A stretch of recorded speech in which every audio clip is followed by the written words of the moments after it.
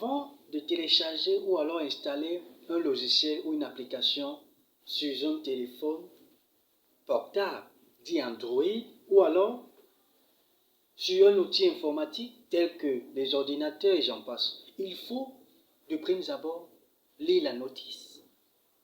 Il faut lire les règles d'utilisation de la dite application. Toute application sur Internet a ce qu'on entend par règles d'utilisation. Ce sont des fonctionnalités visant à placer tout utilisateur vis-à-vis de ce qu'il doit faire et de ce qu'il ne doit pas faire.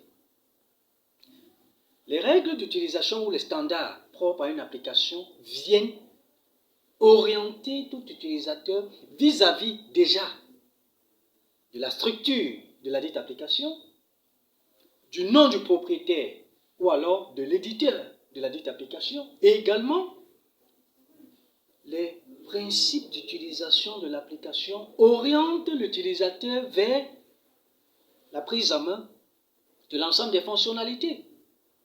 Ceci, n'est-ce pas, faisant fonction des différentes versions de l'application et des différentes séries qui orientent également l'utilisateur vis-à-vis de la version réelle de son Android, de son système d'exploitation, dans la mesure de créer l'adéquation entre l'application et la version de son OS.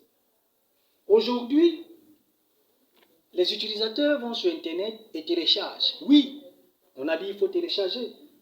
Mais avant de télécharger, il faut bien vérifier si l'application ou la version de l'application est en adéquation avec son téléphone, son système d'exploitation, la version de son OS. Est-ce que c'est le cas? Combien d'utilisateurs aujourd'hui prennent la peine de lire les règles d'utilisation ou alors l'ensemble des standards propres à une application avant de la télécharger? Voilà le problème, voilà le nœud du problème. Le problème vient du fait que on va sur Internet, on télécharge. Tout simplement parce qu'on a besoin d'utiliser. Quelle que soit l'application, on télécharge. Et parfois on télécharge,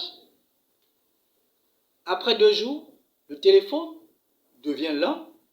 Parfois, après 24 heures, le téléphone tend à tulipiner ou alors tend à danser certaines danses dont on ignore le nom de l'artiste. C'est autant de fautes commises par l'ensemble des utilisateurs aujourd'hui. Tout simplement parce qu'ils ont entendu parler de solutions open source. C'est-à-dire ces solutions que l'on obtient par simple téléchargement sur Internet. C'est-à-dire ces applications gratuites. Or, on le disait, bien entendu, tout ce qui est gratuit finit toujours par coûter très cher.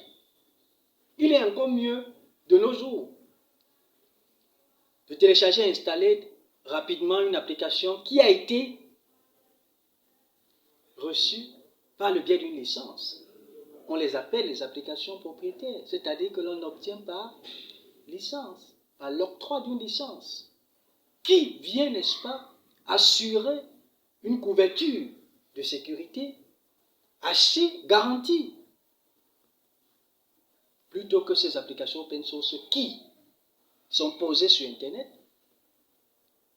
et dont chacun vient piquer autant de fois qu'il veut, sans jamais penser à sa sécurité. Voilà en gros les problèmes liés à ces différents logiciels ou alors ces différentes applications sur Internet qui aujourd'hui placent l'utilisateur à des positions parfois instables vis-à-vis de ses téléphones, de ses ordinateurs, de ses appareils électroniques. Tout simplement aussi parce que parfois n'aimant pas lire, c'est-à-dire les utilisateurs, la plupart n'aiment pas lire. Or, la lecture libère, la lecture sauve. Vis-à-vis du numérique, seule la lecture vous montrera comment faire vis-à-vis de telle application et de telle. Et où cliquer et où ne pas cliquer. Qu'est-ce qu'il faut installer et comment installer. Qu'est-ce qu'il faut télécharger. Pourquoi télécharger.